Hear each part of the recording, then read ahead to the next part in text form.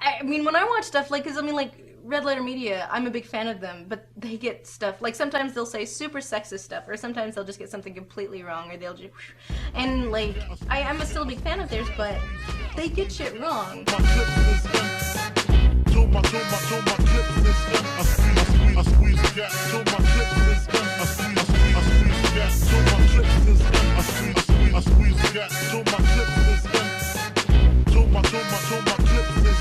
I have been sharper recently than I really ever have been before.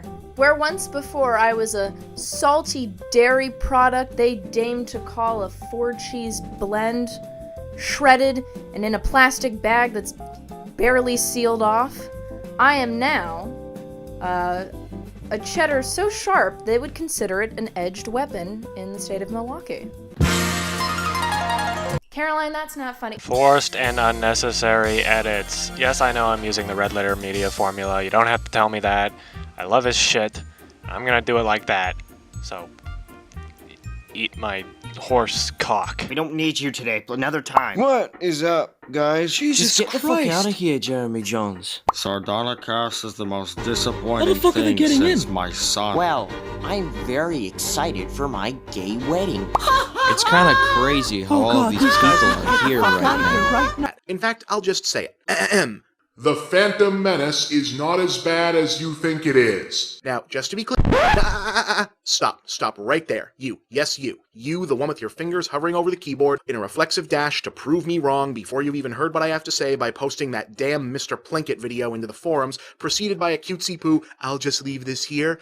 Don't bother. I'll save you the trouble. Here, everyone put some time aside and go watch this. It's a guy doing a damn near movie-length breakdown of Phantom Menace that, because it's a comprehensive directing/screenwriting 101 stuff, but of a movie that everyone has seen, is pretty much a semester of film school that you can just watch. It's an incredibly cool piece of work, even if I don't totally agree with all of its points, that deserves a reputation for being something other than speed-dialed self-justification for seething rageaholic Star Wars fans.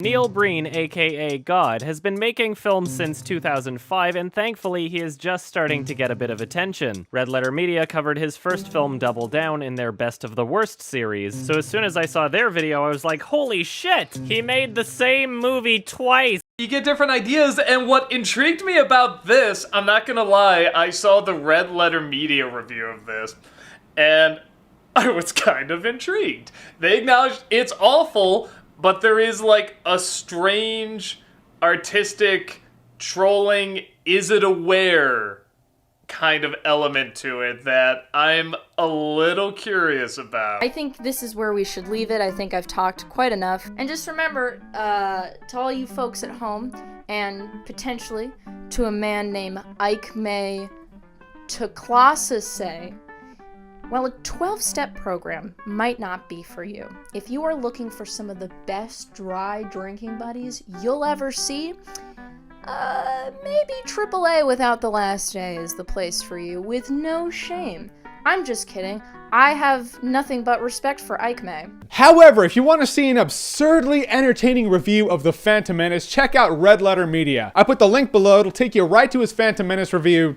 Check it out, dude. If there's anything you wanted me to say but I didn't say, he says it. He locks it down in such a good case that the biggest Phantom Menace advocate will be like, you're right, it's bullshit. Love it, hate it, watch that. It's almost impossible for me to review this movie without giving a humongous thank you and shout out to Red Letter Media, because their review for The Phantom Menace is quite possibly my favorite movie review of all time. They said everything that's to be said. Star Wars The Phantom Menace was the most disappointing thing since my son. Yes, before I start this breakdown, I have to address the big red letter in the room. The Mr. Plinkett reviews by Red Letter Media are probably the best analysis of the Star Wars prequels on the internet, and unfortunately for me, they are incredibly in-depth. So first of all, if you haven't seen Red Letter Media's breakdown of this film, you probably should. Watching everyone lose their shit while Rich Evans desperately tries to explain the plot is probably the best thing you could watch to set your expectations for this masterpiece.